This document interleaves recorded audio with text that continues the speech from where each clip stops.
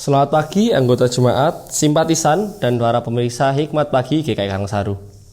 Sebelum kita mulai perenungan firman Tuhan pada pagi hari ini, marilah kita berdoa. Ya Bapa, terima kasih atas segala berkat anugerah-Mu ya Bapa, sehingga saat ini Engkau masih izinkan kami untuk kami dapat merenungkan firman-Mu ya Bapa. Kiranya Engkau berkati setiap kami, siapkan hati kami ya Bapa, supaya kami dapat mengerti firman-Mu, dan kami dapat melaksanakan firman-Mu dalam kehidupan setiap hari.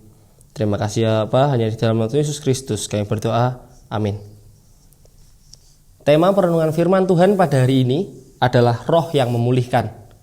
Dan firman Tuhan terambil dari Yeskiel 36 ayat 25 sampai 29. Tetapi kita hanya akan berfokus pada ayat 26 dan 27 saja. Yeskiel 36 ayat 26 sampai 27 berbunyi demikian. Kamu akan kuberikan hati yang baru dan roh yang baru di dalam batinmu.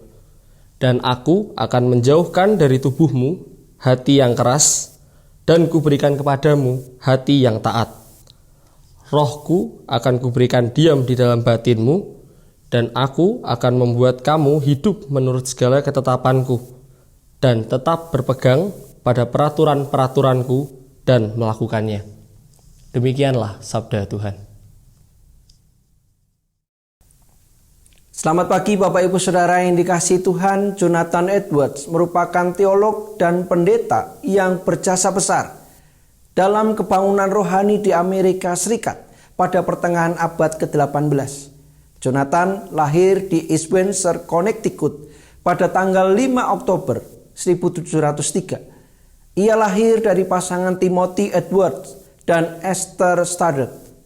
Jonathan dalam bukunya A Faithful Narrative of Surprising Work of God memberikan kesaksian secara singkat mengenai kebangunan rohani secara besar-besaran yang terjadi di Amerika Serikat tahun 1734 sampai 1735 yang disebut juga The Great Awakening. Saat itu Jonathan melayani sebagai pendeta di Northam, Massachusetts. Pada bulan Desember 1734, Roh Kudus bekerja secara luar biasa bagi orang-orang di wilayah tersebut. 5-6 orang secara mendadak satu persatu mengalami pertobatan dalam waktu yang sangat singkat. Salah satunya adalah perempuan muda yang dikenal nakal di kota itu. Perempuan muda tersebut menyatakan bahwa Tuhan memberikan dia satu hati yang baru, yang hancur dan yang telah disucikan. Berita pertobatan perempuan muda ini telah membangkitkan kerohanian anak-anak muda di kota tersebut. Pada musim spring dan summer tahun 1735, seluruh kota seperti dipenuhi oleh hadirat Tuhan. Bapak Ibu Saudara yang dicintai Tuhan, ketika Roh Kudus bekerja, maka tidak ada yang mustahil. Segala hal bisa terjadi.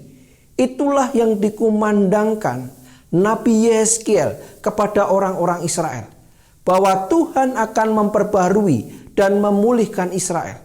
Tuhan akan mentahirkan mereka dari segala keinginan, dosa, kenajisan, dan dari semua berhala-berhala mereka. Tuhan memberikan hati yang baru dan roh yang baru di dalam batin mereka. Hati yang taat. Tuhan akan memberikan rohnya agar diam di dalam batin umatnya. Sehingga mereka akan hidup dengan menuruti setiap ketetapan dan peraturan Tuhan. Sungguh suatu anugerah yang besar dari Tuhan. Roh Kudus terus dan tetap berkarya di sepanjang segala zaman.